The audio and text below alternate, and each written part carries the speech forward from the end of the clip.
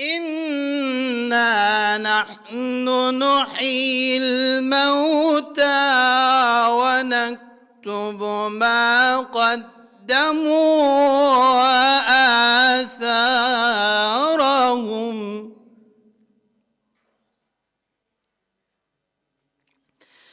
إنا نحن نحيي الموتى ونكتب ما قدموا وآثارهم وكل شيء أحصيناه في إمام مبين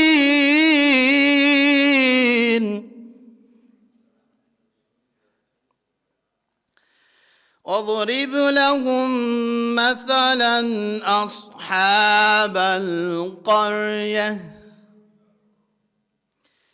إذ جاءها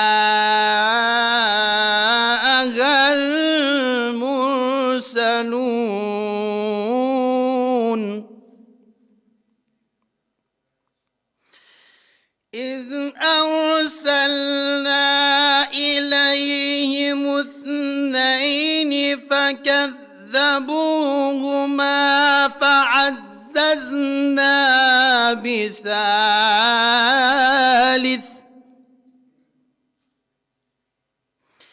فكذبوهما فعززنا بثالث فقالوا إنا إليكم مرسلون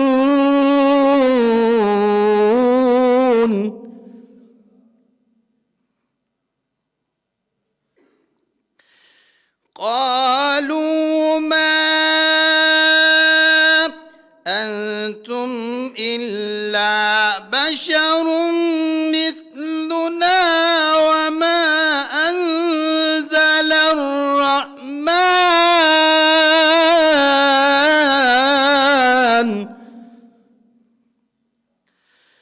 وما أنزل الرحمن من شيء إن أنتم إلا تكذبون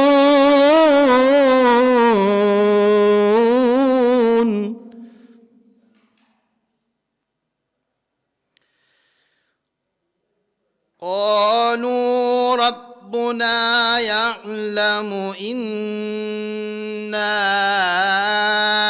إليكم لمرسلون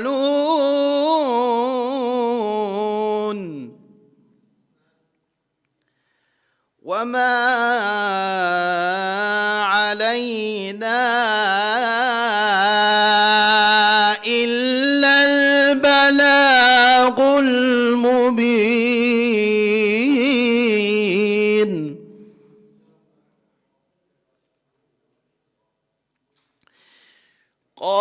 قالوا إنا تطيرنا بكم لئن لم تنتهوا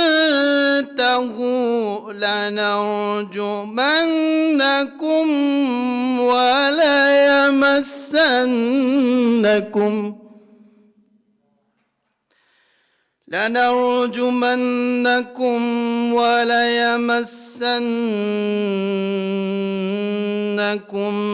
منا عذاب أليم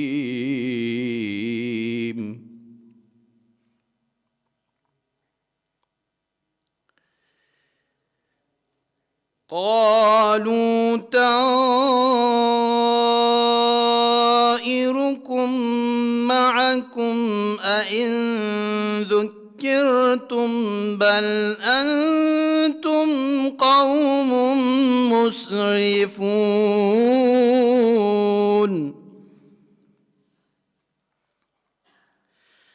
وجاء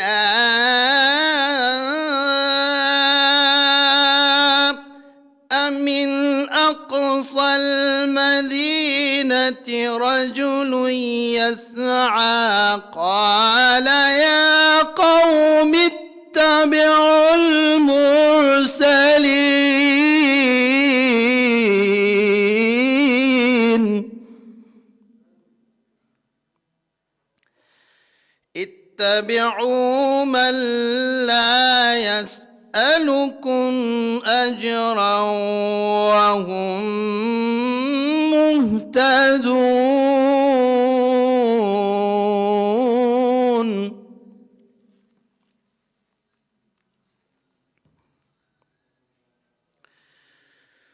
وما لي لا أعبد الذي فطرني وإليه ترجعون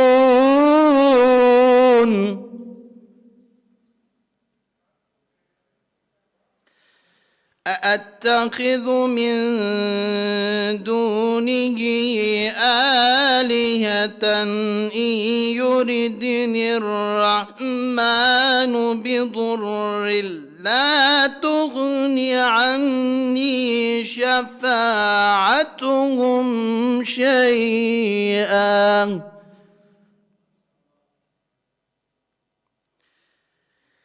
لا تغن عني شفاعتهم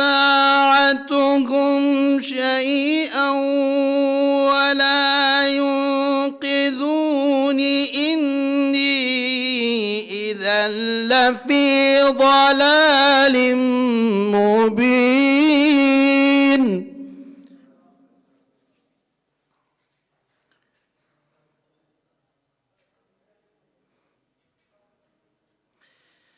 إني آمنت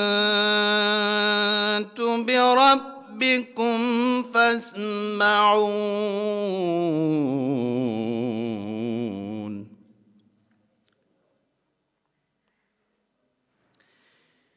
قيل ادخل الجنة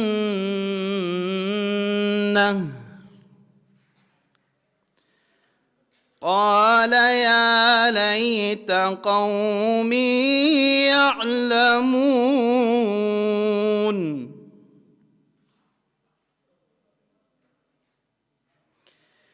بما غفر لي ربي وجعلني من المكرمين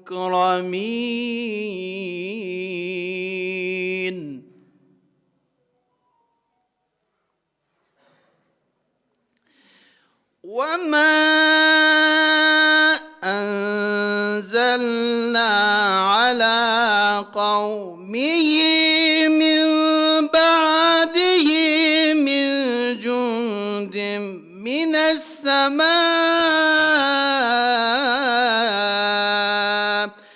وما كنا منزلين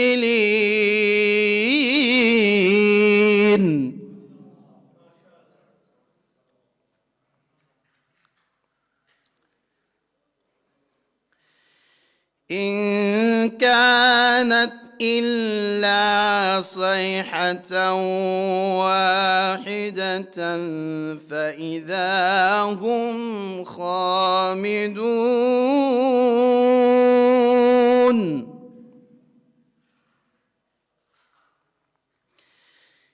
يا حسرة على العباد ما يأتيهم من رسول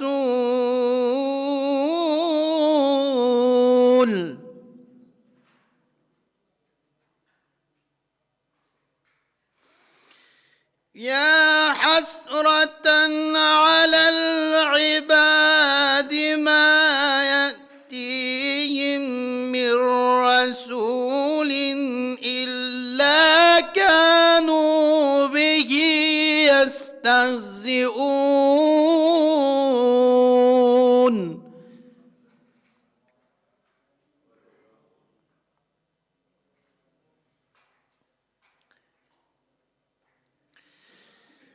ألم يروا كم أهلكنا قبلهم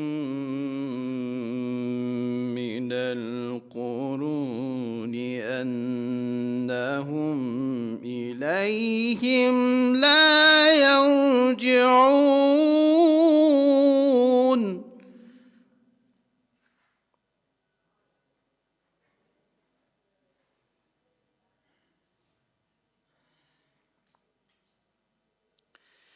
وإن كل لما جميع لدينا محضرون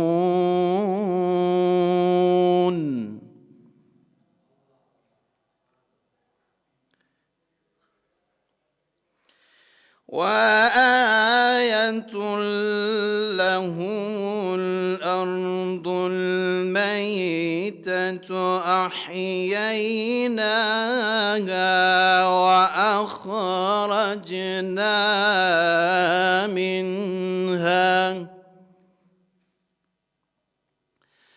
وأخرجنا منها حبا فمنه يأكلون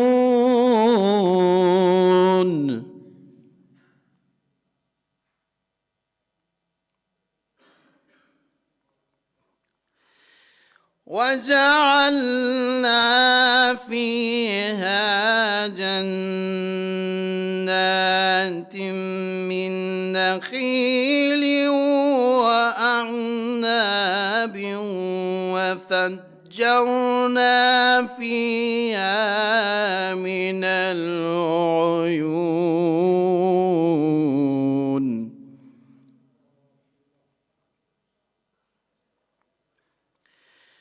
ليأكلوا من ثمره وما عملته أيديهم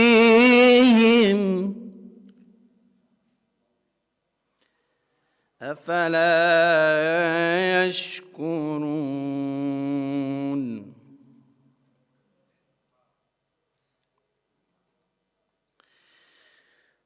سبحان الذي خلق الأزواج كلها مما تنبت الأرض ومن أنفسهم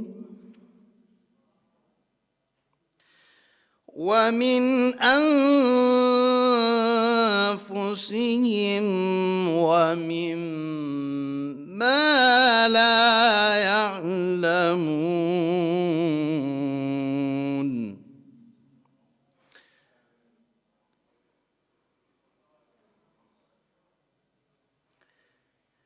وآية لهم الليل نسلخ منه النهار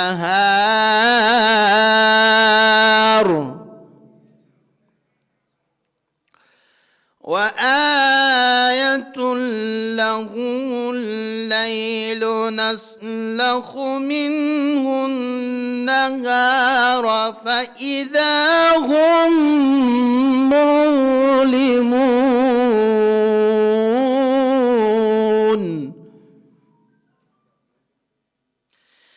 والشمس تجري لمستقر لها ذلك تقدير العزيز العليم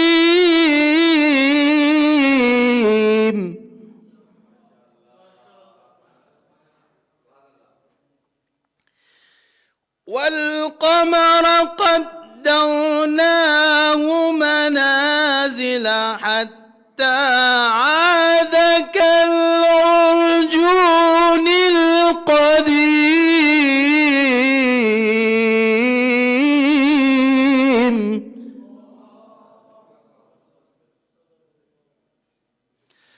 صدق الله العلي العظيم.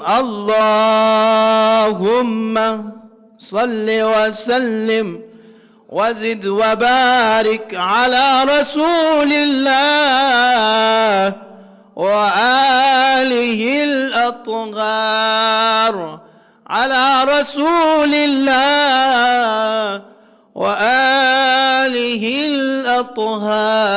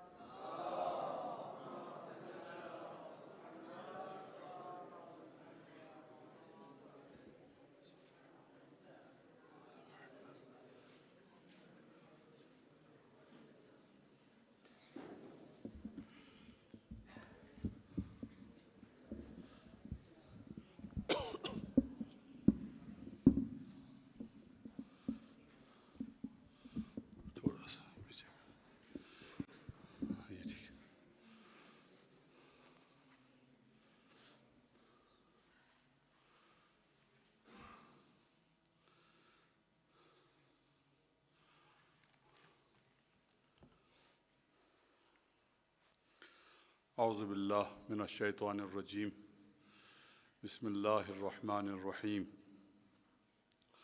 الحمد للہ رب العالمین بارئ الخلائق اجمعین ثم الصلاة والسلام علی اشرف الانبیاء والمرسلین حبیب الہ العالمین سیدنا و مولانا ابی القاسم محمد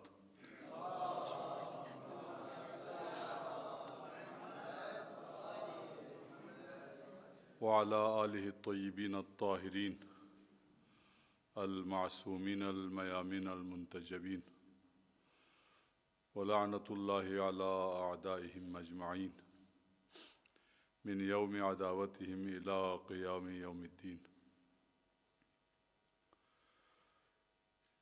اما بعد فقد قال الامام الہادی النقی علیہ افضل صلوات المصلین السلام علیکم یا اہل بیت النبوہ وموضع الرسالہ ومختلف الملائکہ ومعدن الرحمہ ومحبت الوحی واصول الکرم وقادۃ الامم. صلوات بر محمد و آل محمد.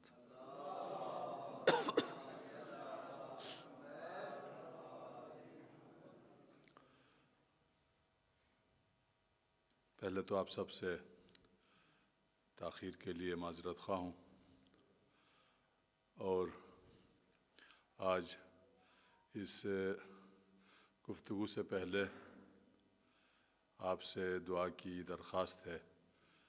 دشمنان دین کی نابودی اور مسلمانوں کی بالخصوص مملکت اسلامی کی حفاظت کے لیے علماء، فقہا اور مومنین کی حفاظت کے لیے بارگاہ قدس علوی میں دعا کیجیے.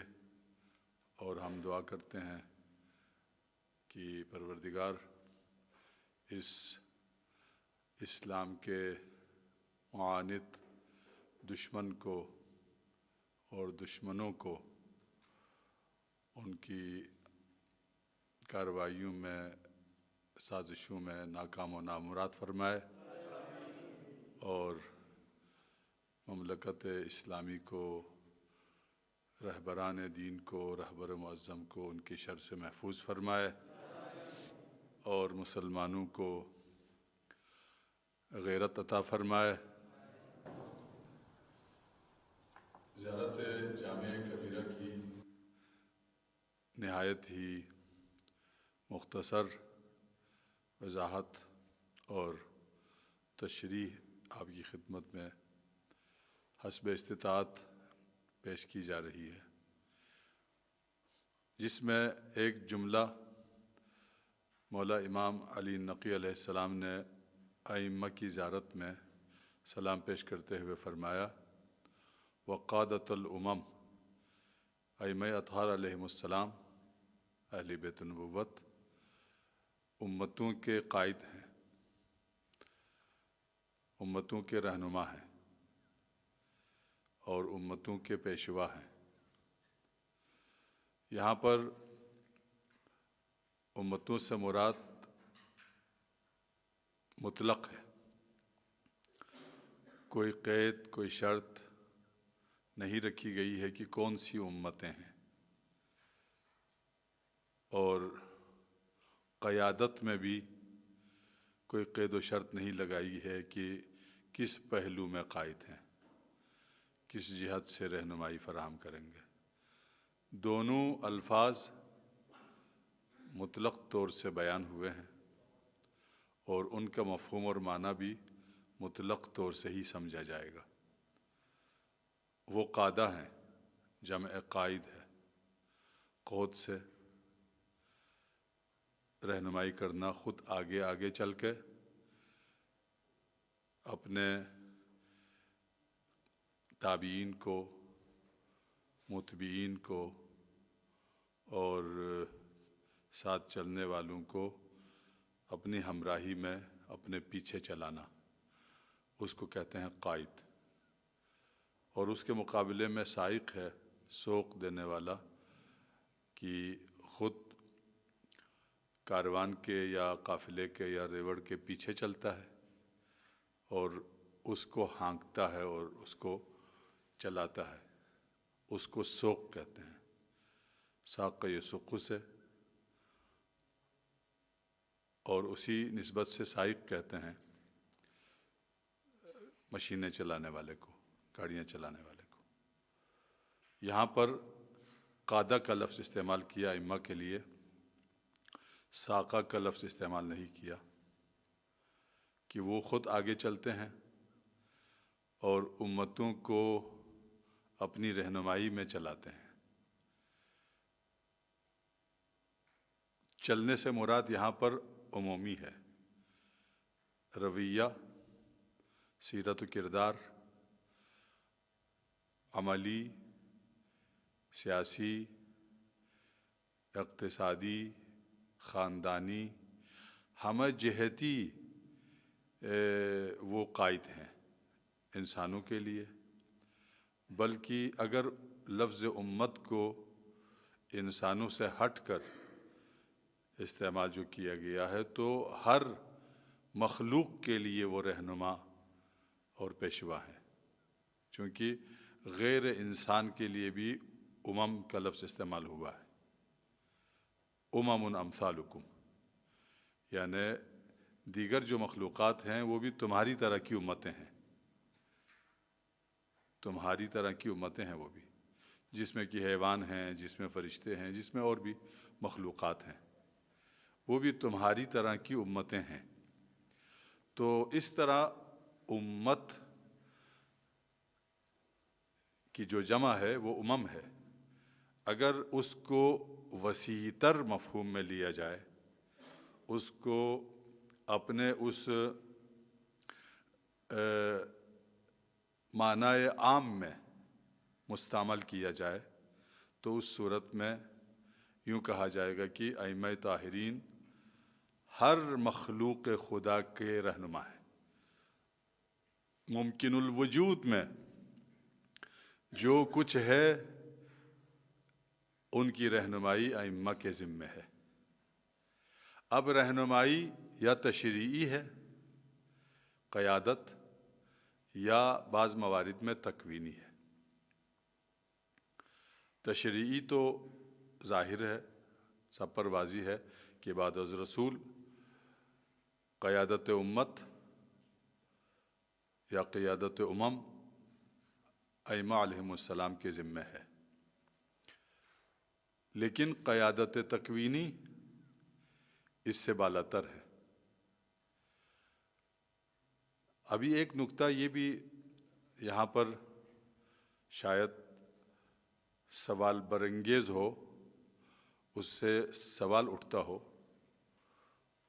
کوشش کرتے ہیں کہ وہ بھی حل ہو جائے کہ ائمہ کے زمانے کی امتیں اور ائمہ علیہم السلام کے بعد کے زمانوں کی جو امتیں ہیں ان کی رہنمائی کا تو سمجھ میں آتا ہے کہ وہ رہنمائی فرمائیں گے اور ان کی قیادت میں وہ امتیں چل سکتی ہیں اگر چلنا چاہیں تو، مگر امم تو جمع ہے، ساری امتوں پہ اطلاق ہوتا ہے، گزشتہ امتوں پہ بھی۔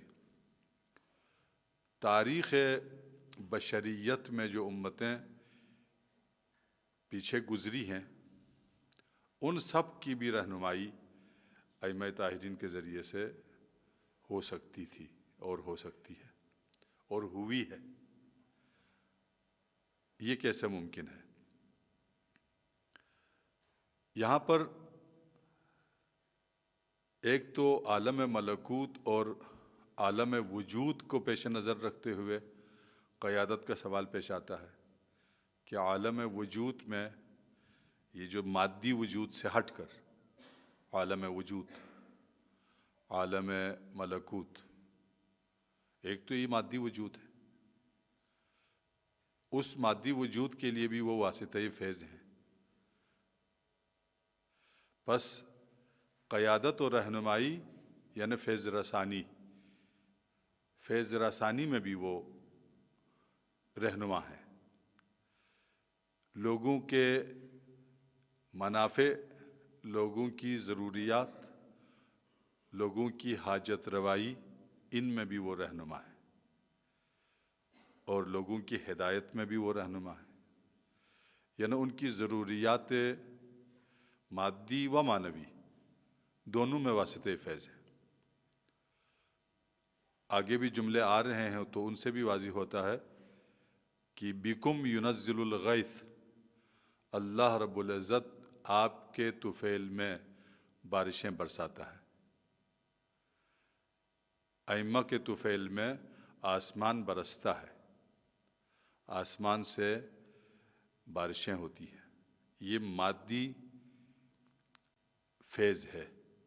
جب بارشیں مادی شکل میں نیچے اترتی ہیں تو یہ فوائد مادی ہیں جو زمین کو سیراب کرتی ہیں یہ بارشیں، اور وہاں سے پھر خلق خدا کو رزق میسر آتا ہے، خلق خدا کی زندگی کا سامان پیدا ہوتا ہے۔ واسطۂ فیض فی جہت المادہ، مادیات میں آل رسول محمد و آل محمد واسطۂ فیض ہیں، اپنے خالق اور رازق اور مخلوق کے درمیان۔ اب جو بارشیں ان کے طفیل میں نازل ہوتی ہیں تو بارشوں کا ثمر انسانوں تک محدود نہیں ہے، ان نازل ہونے والے پانی کا نتیجہ سبھی مخلوقات کے لیے ہے، جس میں حشرات الارض سے لے کر چرند پرند اور جنگلی حیوان اور سمندری جمیع ذی روح اس سے استفادہ کرتے ہیں۔ تو یہ واسطۂ فیض ہیں اور ان کو چشمہ فیضان رحمت الہی ہونے کا درجہ حاصل ہوتا ہے۔ فیضان الہی یہاں سے پھیلتا ہے، فیوزات الہیہ، برکات و ثمرات ائمہ علیہم السلام میں سے ہے، اور اس سے بہتر اور اس سے بالاتر اور بلندتر معنی میں اگر دیکھیں تو وہ نہ صرف مادیات میں، ضروریات حیات مادی میں واسطۂ فیض ہیں، بلکہ واسطۂ فیض ہیں معنوی اور روحانی میدان میں۔ انسانوں کو جتنا روحانی فائدہ اس دنیا کے اندر جنوں کو حتی فرشتوں کو مل رہا ہے، اور مل سکتا ہے تو اس میں یہ واسطہ فیض ہے، انہی کے طفیل میں ملتا ہے، انہی کے واسطے سے خداوند تعالیٰ عطا کرتا ہے۔ فرشتے ان سے سیکھتے ہیں، جیسے کل کی گفتگو میں عرض ہوا کہ ارشاد فرمایا کہ ہمیں حکم ہوا تسبیح کرنے کا، ہم نے جب تسبیح کی تو فرشتوں نے ہماری تسبیح کے بعد تسبیح پڑھی، گویا ہماری تعلیم کردہ تسبیح فرشتوں نے پڑھی، تو اس میں واسطہ فیض ائمہ ہی ہے، حتیٰ فرشتوں کے استاد ہیں یہ ملائکۃ اللہ، ان کے وجودی برتری سے استفادہ کرتے ہیں۔ وجود میں یہ اول بھی ہیں اور یہ وسیع تر بھی ہیں، اور ان کا فیض سب پر حاوی ہے۔ اول ما خلق اللہ نوری، اللہ رب العزت نے تمام کائنات کے اندر میرے نور کو پہلے پیدا کیا۔ جب اول ما خلق اللہ نوری، انا وعلی من نور واحد بھی فرمایا کہ میں اور علی ایک ہی نور سے ہیں، بعد میں منقسم ہوئے۔ تو منبع فیض پہلے پیدا ہوا، سرچشمہ فیض اللہ نے پہلے پیدا کیا، اس کے بعد ساری کائنات اور ساری مخلوقات کو فیض وجودی حاصل ہوتا رہا۔ وجودی فیض یہاں سے پھیلتا رہا اور کائنات کو ملتا رہا، یعنی کائنات بنتی گئی تو فیض وجودی سے مستفیض ہوتی گئی۔ ابتدائی فیض اللہ نے نور محمد کی صورت میں، نور علی کی صورت میں، نور پنجتن کی صورت میں خلق فرمایا۔ انوار الہیہ کی صورت میں یہ خلق ہوئے، اس کے بعد ان کے نور سے باقی چیزیں منور ہوتی رہی اور ان کے فیض وجود سے فیض پاتی رہیں۔ تو اس وسیع تر معنی میں انبیاء علیہم السلام بھی ان سے فیض پاتے رہے، فرشتے بھی ان سے فیض پاتے رہے، اور باقی مخلوقات بھی۔ تو اس معنی میں قادۃ الامم ہے، جن سے فیض پایا اور جن سے رہنمائی حاصل ہوئی، تو وہ ان امتوں کے بھی، اور انہی انبیاء کے واسطے سے پھر ان امتوں کے اوپر بھی ان کی رہنمائی ہوئی۔ آپ تاریخ میں بھی پڑھتے ہیں اور ذخیرہ احادیث مسلمین میں بھی یہ باتیں بڑی روشن اور واضح طور سے موجود ہیں۔ اب حوالہ دینے کی اس لیے ضرورت نہیں ہے کہ آپ سب خود میدان تحقیق کے شہسوار ہیں۔ ایسی احادیث موجود ہیں کہ حضرت نوح علی نبینا علیہ وآلہ السلام کو جب کشتی بنانے کا حکم ہوا تو کشتی کے عرشے کے اوپر پنجتن پاک کے ناموں کو کندہ کرنے کا حکم ہوا کہ وہ ان نامہائے گرامی کے طفیل میں یہ کشتی جو ہے چلتی رہی، اور نوح علیہ السلام کی امت کو، جو کہ آپ کے پیروکار روح میں سے تھی، ان کو نجات مل گئی۔ جناب آدم علیہ السلام کو حکم ہوا کہ آپ واسطہ لے آئیں، وسیلہ پیش کریں، اور خود تعلیم دی گئی کہ وسیلہ کون ہے۔ محمد و آل محمد کا وسیلہ انہیں دیا گیا اور وہ انہی وسیلے سے پکارتے رہے۔ جناب ابراہیم علیہ السلام کے زمانے میں، دیگر انبیاء کرام علیہ السلام کی تاریخ اس بات کی گواہ ہے کہ وہ محمد و آل محمد کے انوار کا واسطہ دے کر کے خدا سے اپنی حاجتیں طلب کرتے تھے، اور ان کی حاجت روائی ہوتی رہی ہے۔ یہ باتیں قابل انکار نہیں ہیں اسلامی تعلیمات میں، اور کوئی بھی محقق ان باتوں سے انکار نہیں کر سکتا۔ بس وہ قادۃ الامم ہیں، ان انبیاء کی علیہم السلام کی ان کے واسطے سے رہنمائی ہوئی ہے، ان کے واسطے سے حفاظت ہوئی ہے، ان کے واسطے سے کامیابیاں عطا کی گئی ہیں۔ تو ان انبیاء کے زیر تربیت جو امتیں ہیں، خود بخود ان کو بھی ان کا فیض پہنچتا رہا، انہی واسطوں سے، اور ان کے وجودی فیض سے فیض پاتے رہے لوگ اس دور کے۔ یہ تو انسانی تاریخ کی بات ہے، عالم ملک کی تاریخ اور ہے۔ عالم جن کی تاریخ بہرحال مختلف ہے، جو کہ ہم پر اگرچہ بیشتر طور سے پوشیدہ ہے کہ اجنہ کی تاریخ کیا ہے، کیسی ہے، کیسے ان کو ائمہ سے ہدایت ملتی رہی ہے، وہ خود داستان ہے۔ ہمارے پاس اگرچہ روایات کی ایک تعداد موجود ہے کہ اجنہ آپ کے وجودات اقدس سے استفادہ کرتے رہے ہیں اور پیغمبر خدا کی خدمت میں حاضر ہوتے رہے ہیں، امیر المومنین کی خدمت میں حاضر ہوتے رہے ہیں، تصرفات فرماتے رہے ہیں، اجنہ کی دنیا میں بھی تصرفات رکھتے ہیں، اختیارات کا استعمال ہوتا رہا ہے۔ تو اس اعتبار سے قادۃ الامم ہیں، امتوں کے قائد ہیں،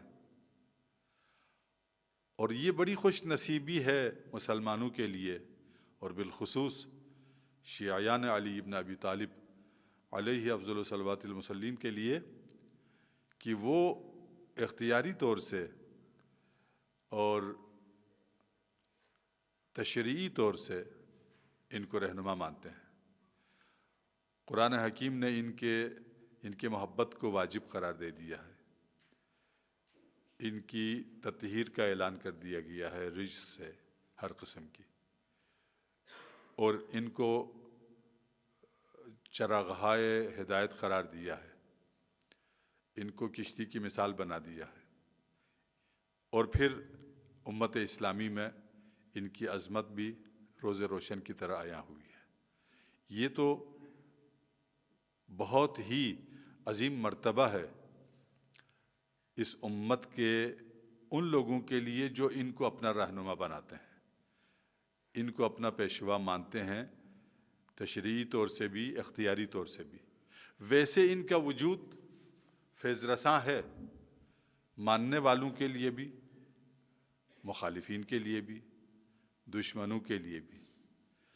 کاش ان کے دشمن سمجھ جاتے، کاش ان کے مخالفین کو سمجھ آتی کہ ہم جو رزق کھا رہے ہیں، ہم جو رزق وجود پائے ہوئے ہیں اور پا رہے ہیں، اور جو رزق ہم حاصل کر رہے ہیں، حتیٰ رزق مادی اور معنوی دونوں، یہ ان ہستیوں کے طفیل ہے جن کے ہم مخالف بنے ہوئے ہیں، جن کے ہم دشمن بنے ہوئے ہیں۔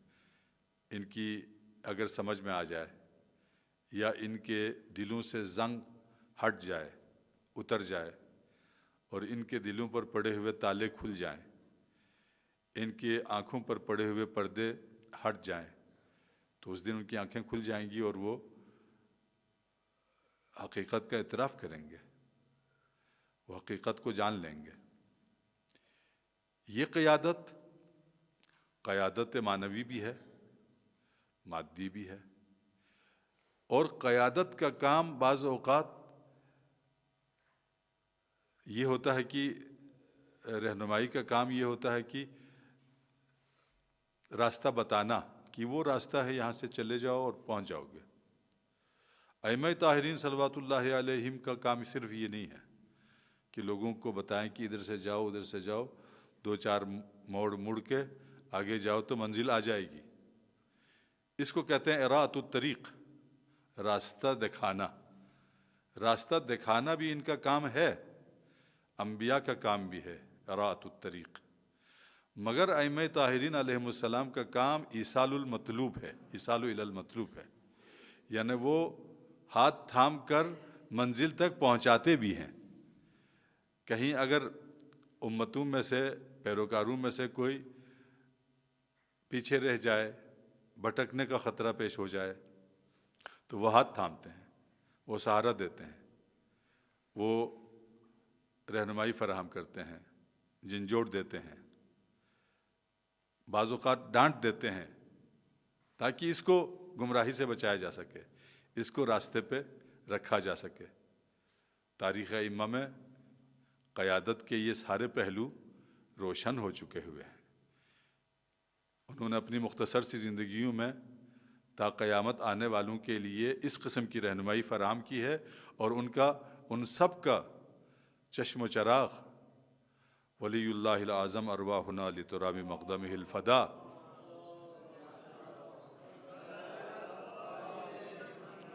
اس وقت رہنمائی فراہم کر رہے ہیں. ایک شخص امام محمد باقر علیہ السلام کے دروازے پر آیا. صلوات بھیجے محمد وعلی محمد.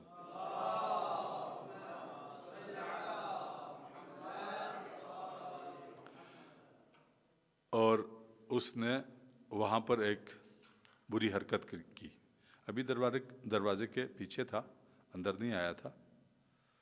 اس نے ایک بری حرکت کر دی, یعنی ایک ایسا کام کیا جو گناہ والا تھا, اس نے وہاں انجام دیا. مولا امام محمد باقر علیہ السلام نے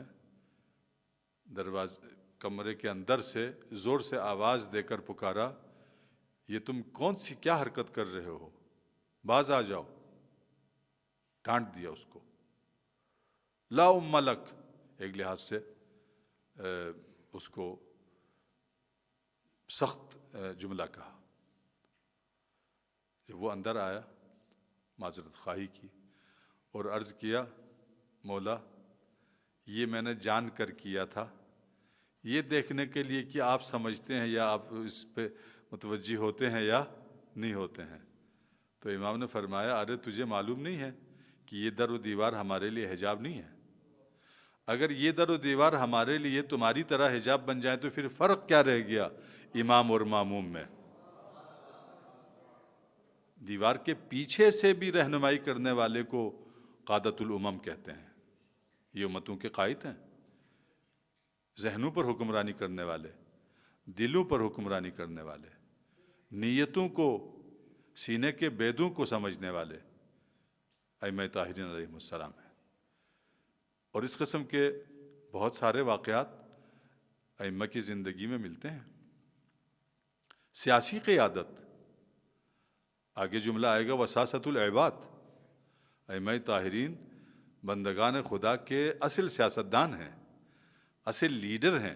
سیاسی لیڈرشپ اگر انسانوں کی ائمہ کے ہاتھ میں دے دی جائے تو پھر تمام انسانوں کے جملہ مسائل خود بخود حل ہوں گے. لوگ اگر مان جائیں, لوگ اس نتیجے پر پہنچ جائیں کہ ہماری سیاسی لیڈرشپ ایسے صالح اور ایسے معصوم انسانوں کے ہاتھ میں ہونی چاہیے. لوگ گمراہ لوگوں کو لیڈر بنا کر پھرتے ہیں. نادان, جاہل, گمراہ, دنیا پرست, ہوس کے پجاری لوگوں کو اپنا لیڈر سمجھتے ہیں. تو پھر وہ لیڈر بن کر کے ہزاروں لاکھوں کو گمراہ کر دیتے ہیں. گمراہ تو گمراہ ہی کرے گا نا. گم کردہ راہ شخص تو دوسروں کا بھی راستہ گم کر دے گا. وہ تو دوسروں کو راستہ نہیں بتا سکتا. فاقد الشیء موتی الشیء نہیں ہو سکتا. کیسے ہو سکے گا؟ خود اس کو راستے کا علم نہیں ہے. سیاسی قیادت ایسی ہستیوں کے ہاتھ میں اللہ نے دی ہے, اور انسانوں کو بھی اگر عقل آتی تو وہ ان کی سیاسی قیادت کو مانتے ہیں. اور آج سیاسی قیادت جب ہم ایسی ہستیوں کو سپرد کرنے اور امام عصر کے انتظار کے لیے زمین فراہم کرنے کی باتیں کرتے ہیں تو شیطانی قوتیں بیڑے لے کر پہنچ جاتی ہیں کہ ہم ایسی سیاسی قیادت کو ابھرنے نہیں دیں گے. ہم ایسی قیادت جس قیادت میں لوگوں کی فلاح ہو جائے, لوگوں کا بھلا ہو جائے, لوگوں کی مشکلیں ختم ہو جائیں, لوگوں کی پریشانیاں ختم ہو جائیں. یہ جتنی سیاسی اور شیطانی قوتیں اس وقت ہیں وہ لوگوں کے خون پسینے کی کمائی کھانے کے لیے ہے. لوگوں کے اوپر سوار ہو کر انہیں روند کر ان کی عزتوں کے اوپر چل کے عزتوں کو پامال کر کے ان کی ہڈیوں پہ, ان کے گوشت پوست پہ حکمرانی کرنے کے قائل ہیں. جب ان لوگوں کو یہ پتہ چل جائے کہ ایک مکتب ایسا ہے اس دنیا میں جو یہ آئیڈیالوجی رکھتا ہے اور یہ عقیدہ رکھتا ہے کہ ہماری سیاسی قیادت, ہماری سماجی قیادت اور ہماری روحانی معنوی قیادت ایسے انسانوں کے ہاتھ میں ہونی چاہیے کہ اس کے حقدار تو معصومین ہیں اور اس کے نچلے درجوں پر صالحین ہیں، فقہا ہیں، عادلین ہیں۔ امام موسیٰ بن جعفر باب الحوائج علیہ السلام کے زمانے کا واقعہ تو آپ کو معلوم ہے کہ جب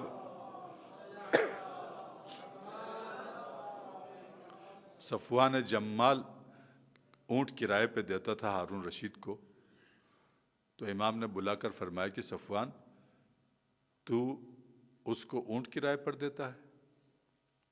عرض کیا مولا ہاں، اونٹ کرائے پر میں نے اس کو دیا ہے۔ اونٹوں کا اس وقت کاروبار تھا، ان کا ٹرانسپورٹ کی کمپنی شمار ہوتی تھی، ٹرانسپورٹیشن کے لیے ظاہر ہے اس وقت اونٹ ہی چلتے تھے، تو یہ مالک تھے اونٹوں کے۔ تو عرض کیا مولا ہاں، اونٹ کرائے پر دیے ہیں، مگر لہو و لعب کے لیے، سیر سیاحت کے لیے، برائی کے لیے نہیں، وہ حج پہ گیا ہے تو اس کے لیے دیے ہیں، اس کا قافلہ حج پہ جا رہا تھا۔ مولا نے فرمایا کرایہ کچھ رہتا ہے اس کے ذمہ؟ جی کرایہ تو رہتا ہے۔ تو اپنا کرایہ لینے کی خواہش تجھے بھی ہوگی کہ جی ہے، وہ تو ظاہر ہے میرے اونٹوں کا کرایہ مل جائے، تو ظاہر ہے کرایہ ملنے تک اس کے زندہ رہنے کی بھی خواہش دل میں ہوگی۔ عرض کیا جی مولا ایسا تو ہے۔ فرمایا اتنی سی خواہش بھی ظالم کے زندہ رہنے کی تیرے دل میں ہو تو انہی میں سے شامل ہو جائے گا، شمار ہو جائے گا۔ ہمارا پیروکار ظالم کی اتنی سی زندگی کی بھی خواہش نہیں رکھ سکتا، طاغوت کی۔ بس کیا تھا امام کا جملہ، صفوان کے دل میں ایسے اتر گیا کہ صفوان وہاں سے اٹھا اور بازار گیا، مارکیٹ میں گیا یا اس دور کے منڈی میں گیا۔ ابھی اونٹ راستے میں ہیں، کسی کے ہاتھوں فروخت کر دیے، سارے اونٹ یکجا فروخت کر دیے۔ میرا دل یہی کہتا ہے کہ سستے فروخت کیے ہوں گے، چونکہ یوں ہی ایک ہی سودے میں 10 اونٹ کوئی مہنگے داموں تو نہیں لے گا، سستے فروخت کیے ہوں گے تو کسی نے لے لیے ہوں گے، اور راحت سے بیٹھ گیا، جان ہی چھوٹ گئی، ایمان بچ گیا۔ دیکھیں امام کے پیروکار، ان کی نیتوں، ان کے اعمال کی کتنی قائد نگرانی کرتے ہیں، اس کے اوپر یعنی نظر رکھتے ہیں۔ ایسا نہیں ہے کہ چھوڑے رکھیں کہ یہ جدھر جاتا ہے جو کرتا ہے، نہیں نہیں، پیروکار کی نگرانی ہوتی ہے، اس کی حفاظت ہوتی ہے، اس کے ایمان کی حفاظت ہوتی ہے، اس کے ضمیر اور وجدان کی حفاظت ہوتی ہے ائمہ کی طرف سے۔ اس کو بھٹکنے نہیں دیا جاتا ہے، اس کو ناخواستہ خلاف ورزی کی طرف بھی جانے نہیں دیا جاتا ہے۔ صفوان جمال جان کر گمراہی کرنے کے لیے ایسا نہیں کر رہا تھا، وہ تو یہ سمجھ کر دے رہا تھا کہ چلیے حج پہ جا رہا ہے تو کرایہ بھی مجھے مل جائے گا۔ آج اگر کسی مومن ٹرانسپورٹ والے کو کسی طاغوت کی طرف سے آفر آ جائے کہ میں تیری بسیں، تیرے جہاز، تیری گاڑیاں کرائے پہ لینا چاہتا ہوں، تو ظاہر ہے ایک مومن خوش ہو جائے گا کہ میرے جہاز یا میرے جو بسیں ہیں یا ٹرانسپورٹ کے سامان ہے وہ تو اچھے کرائے پہ جا رہے ہیں، تو دے دیں، کیا حرج ہے۔ لیکن اگر طاغوت کی مدد شمار ہوتی ہے، اگر دشمنان اہل بیت، دشمنان دین خدا کی مدد شمار ہوتی ہے، تو پھر امام نے شدت سے منع کیا۔ دیکھیے کیسے اپنے پیروکاروں کو سنبھالتے تھے، کیسے ان کو، آپ کو تو یاد ہے نا کہ امام موسیٰ بن جعفر کے زمانے میں ایک شخص تھا، شاید اس کا لقب تھا، نام تھا، سقرانی تھا، وہ کوئی خفیہ کوئی حرکت کرتا تھا، ظاہر میں تو ٹھیک تھا، کوئی پوشیدہ کوئی عمل گناہ کرتا تھا۔ تو امام نے فرمایا سقرانی دیکھو، تیری نسبت بہرحال ہماری طرف ہے، اگر تو اچھا کرتا ہے تو تجھے اجر 2 گنا ملے گا، لمکانک منا، کہ تیری نسبت ہماری طرف ہے۔ اگر تو خفیے میں برا بھی کرتا ہے تو تیرا گناہ بھی 2 ہے، اس لیے کہ لمکانک منا، تیری نسبت ہماری طرف ہے۔ ہماری طرف جن کی نسبت ہے ان کا عمل بھی، نیک عمل بھی 2 گنا ڈبل ہو جائے گا، کئی گنا ہو جائے گا، اور ان کا برا کام بھی تو پھر ڈبل ہو جائے گا، اس لیے کہ یہ توہین کے زمرے میں آتا ہے۔ لوگ پھر انگلیاں اٹھاتے ہیں کہ یہ کون ہے، فلاں ہے، یہ یوں کرتا ہے، اگرچہ ایک خفیہ کرتا ہوگا مگر گناہ تو کر رہا ہے۔ اس طرح امام نے اسے سنبھالا، اس کی عزت نفس کو بھی مجروح نہیں ہونے دیا، اسے گناہوں سے بچا لیا۔ وہ رہنمائی فراہم کرتے ہیں، وہ قیادت کرتے ہیں، وہ اہل دلوں کو، اہل دماغوں کو، اہل قلوب کو سنبھالتے ہیں، جن میں اہلیت پاتے ہیں اور دیکھتے ہیں، ان کو سنبھالتے ہیں، ان کو ہدایت فراہم کرتے ہیں، کوئی ذریعہ ایسا بنا دیتے ہیں کہ جس سے اسے ہدایت مل جائے۔ ایسا نہیں ہے کہ اسے آزاد چھوڑ دیا جائے، آزادی ہے، جبر نہیں ہے، مگر رہنمائی ہے۔ اس لیے قرآن مجید کے لیے ارشاد فرمایا ھدی للمتقین، یہ کتاب ہدایت ہے مگر متقین کے لیے، یعنی کوئی تو اب چند قدم خود چل کے آئیں اور تقوی کے راستے پر آئے تو پھر قرآن مجید اسے اٹھاتا ہے، اس کا ہاتھ تھامتا ہے، اس کی ہدایت کرتا ہے۔ ائمہ طاہرین بھی ہدایت گر ہیں، ہدایت کرنے والے ہیں، مگر ہدایت سنبھالنے والے کے لیے، ہدایت چاہنے والے کے لیے۔ بالکل سرے سے کوئی ہدایت ہی نہ چاہے تو پھر وہ کیسے سنبھالے؟ جبر تو نہیں ہے، جبر تو باطل ہے۔ امام جعفر صادق علیہ السلام کے دور میں ایک شخص تھا، بنی امیہ کا کارگزار تھا، گویا ان کا ملازم تھا، ان کا عہدیدار تھا، خوب ان کے ظلم و ستم کی دنیا میں مدد کرتا رہا، نوکری کرتا رہا، پیسے بھی بنائے ملازمت میں۔ اور ایک شیعہ علی بن ابی طالب اس کا دوست تھا، آپس میں دوستی تھی۔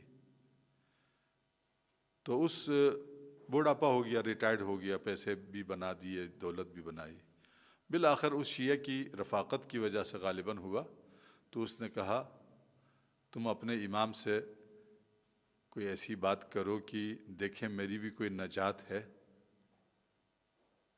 یعنی میں تو ظاہر ہے ظالموں کی حکمرانی میں رہا ہوں، کام کرتا رہا ہوں، پیسے بھی بڑے بنائے ہیں، تو تم اپنے امام سے کچھ بات کرو کہ میری بھی کوئی نجات کا ذریعہ ہے، کوئی امکان ہے۔ تو اس نے آ کر کے، دوستدار نے آ کر کے امام سے عرض کیا، مولا میرے ایک ایسے دوست ہیں، اس کا یہ کنڈیشن ہے، کوئی امید ہے اس کے لیے؟ تو امام نے فرمایا امید ہے، لیکن ایک شرط ہے، جو کچھ اس نے بنایا ہے پیسہ اس ظالم حکمرانی میں، ظالموں کی حکمرانی میں، اگر تو کسی کا حق اسے معلوم ہے کہ کھایا ہے تو اس تک اس کا حق پہنچائے، اگر نہیں تو راہ خدا میں انہی حقداروں کی طرف سے صدقہ کر دے، اگر یہ ہمت اس میں ہے تو میں اس کی جنت کی ضمانت کرتا ہوں۔ انہوں نے خبر دی، میرے مولا نے یہ شرط رکھی ہے۔ وہ ارادے کا مضبوط انسان تھا، سب کچھ راہ خدا میں انہی کی طرف سے صدقہ کر لیا جن جن کا ہو سکتا تھا۔ ظاہر ہے غصب کا مال زیادہ ہوتا ہے ظالموں کے پاس، لوگوں کے ظلم و ستم لوگوں کے اوپر کیا جاتا ہے، یہاں تک کہ اس کے پاس پہننے کے لیے اپنے کپڑے بھی نہیں رہے، دوست احباب نے صدقے کے کپڑے دے دیے پہننے کے لیے، اس کے پاس کھانے کے لیے کچھ بھی نہیں رہا، رہنے کے لیے گھر نہیں رہا، وہ کھنڈرات وغیرہ میں، خرابوں میں رہنے لگ گیا، یہاں تک کہ کچھ مدت گزر گئی تو بیمار پڑ گیا۔ ان کا دوست دیکھنے کے لیے گیا کہ میرے یہ دوست جو کہ سب کچھ دے بیٹھا، ظاہر ہے فٹ پاتھ پہ آ گیا نا، سب کچھ جب دے دیا تو کچھ بھی نہیں رہا، پھر خرابوں میں، کھنڈرات میں، فٹ پاتھوں پہ رہنے لگ گیا۔ جب کسی چار دیواری میں رہ رہا تھا، وہاں جا کے خبر گیری کی، دیکھ بھال کی، لیکن وہ آخری مرحلوں میں پہنچ گیا تھا۔ جب مرنے لگا تو اس کا چہرہ بہت سیاہ ہو گیا، کوئلے کی طرح سیاہ ہو گیا۔ یہ ڈر گیا کہ اب میرا دوست اس کو نجات شاید نہیں مل رہی ہے، پتہ نہیں کیا ہو رہا ہے۔ بس اچانک کیا تھا کہ آہستہ آہستہ دوبارہ سفید ہونے لگ گیا چہرہ، یہاں تک کہ نور ٹپکنے لگ گیا چہرے سے، اور آنکھیں کھول کر کہنے لگا کہ تیرے امام نے وعدہ پورا کر دیا۔ جی، وفا صاحبک یا وفانی صاحبک، تیرے امام نے میرے ساتھ جو وعدہ کیا تھا وہ پورا کر دیا، اور وہیں پر جان آفرین کو تسلیم کر دی اور دوستوں نے اسے دفنا دیا۔ یہ شاید کوفہ کا واقعہ ہے۔ وہ دوستدار ایک مدت کے بعد مدینہ چلا جاتا ہے، آپ کے میرے آقا امام جعفر صادق کی خدمت میں عرض کرتا ہے، سلام کرتا ہے، یہ عرض کرنے کے لیے بےتاب ہے کہ آپ جی وہ یہ ہوا وہ ہوا، واقعہ بیان کرنے کے لیے۔ بس کیا تھا، سلام کر کے بیٹھا ہی تھا تو امام نے قبل اس کے کہ یہ بات شروع کرتا فرمایا، تیرے دوست کے ساتھ جو ہم نے وعدہ کیا تھا وہ وفا کر دیا۔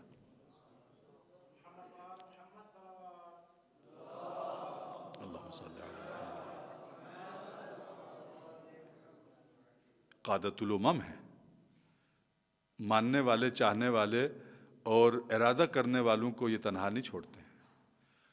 غیبت میں ہو، حضور میں ہو، پہلے ہو، بات میں ہو، کدھر ہے کدھر نہیں ہے، ولی اللہ الاعظم کے لیے کوئی فرق نہیں ہے کہ آپ کہاں بیٹھے ہیں، کیسے بیٹھے ہیں۔